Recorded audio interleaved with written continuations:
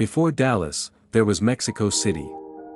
Weeks before JFK was killed, Harvey Oswald traveled there and walked into one of the strangest forgotten chapters of the whole case.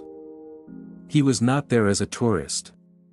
Oswald was trying to get a Cuban transit visa so he could continue on to the Soviet Union, moving between the Cuban and Soviet compounds in the middle of the Cold War. That already sounds suspicious.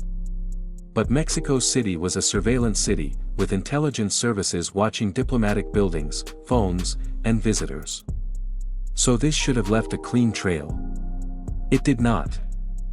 On October 1st, a man identifying himself as Oswald called the Soviet consulate in broken Russian.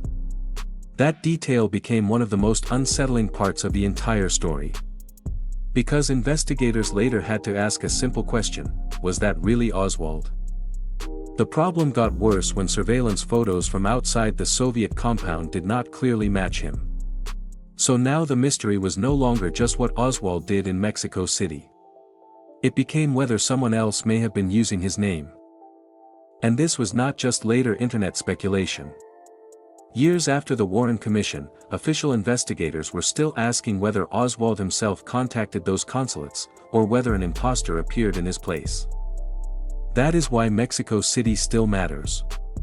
Not because it proves everything, but because it remains one of the last strange, unresolved chapters in Oswald's life before November 22, 1963. So here is the forgotten JFK mystery: before Dallas, there was Mexico City, and parts of that trail still do not sit right.